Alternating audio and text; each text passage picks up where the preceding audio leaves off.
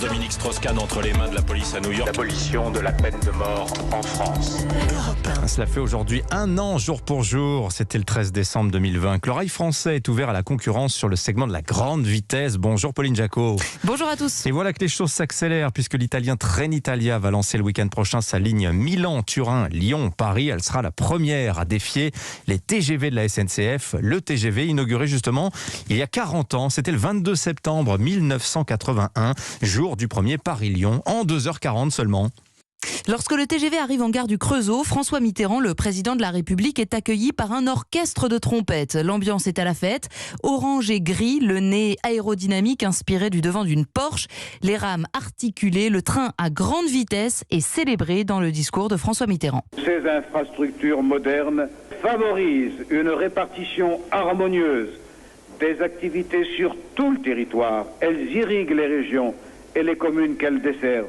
Le président, fils d'un chef de gare, s'est volontiers prêté à l'exercice à bord du TGV. Avant de prononcer son discours inaugural dans la nouvelle gare de Montchanin, le président de la République avait amené à quai le TGV dont il avait pris les commandes à Mâcon. Pendant ce parcours de 50 km couvert en 20 minutes, François Mitterrand n'a pas pu apercevoir son paysage fétiche, la roche de Solutré, noyée dans le brouillard qui recouvrait le pays de Lamartine.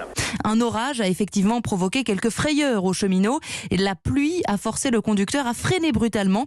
Mais dans l'ensemble, le voyage s'est bien passé. Le TGV a roulé à 260 km/h. C'était la limite à l'époque. Vous avez l'impression de l'avoir loupé, votre train, ou drôlement bien réussi? Aujourd'hui, compte tenu des circonstances, qui sont des circonstances très exceptionnelles, je pense que nous l'avons réussi. En abrégeant le temps, le TGV a réduit les distances, disait-on à l'époque, faisant presque de Lyon une banlieue de Paris ou de Paris une banlieue de Lyon. Alors, un moyen de transport révolutionnaire, en tout cas Pauline, qui suscite à l'époque quelques interrogations quant à la sécurité.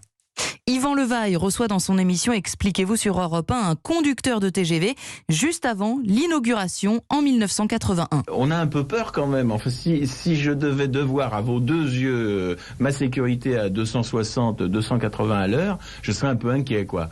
Là, il n'y a pas de défaillance humaine possible. Il n'y a pas de défaillance humaine possible. Il y a des dispositifs de surveillance qui sont là pour la sécurité. Alors, vous faites un infarctus, là, ou vous vous évanouissez. Qu'est-ce qui se passe? Vous êtes combien? Eh bien, le train va s'arrêter tout seul, 3 km sans plus loin. Et en gros, ça gagne combien, pilote de TGV? Dans les 8 500 francs par mois. Ah, tout de même. Grande curiosité pour le métier de conducteur et pour les distances, le temps, avec quoi va-t-on plus vite? TGV, voiture, avion. Europe 1 lance son premier test, du bureau de Paris à celui de Lyon. 3 journalistes pour 3 moyens de transport. En fait, vous ferez le voyage avec nous et que le meilleur gagne.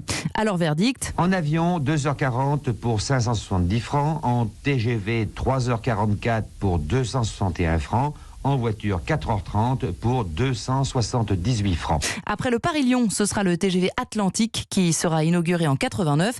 5 ans plus tard, le TGV passera cette fois sous la Manche pour relier Paris à Londres. Voilà, et de 260 km/h, il est passé à 574, record de vitesse pour le moment du train à grande vitesse français. Merci Pauline Jacot. Allez, à suivre sur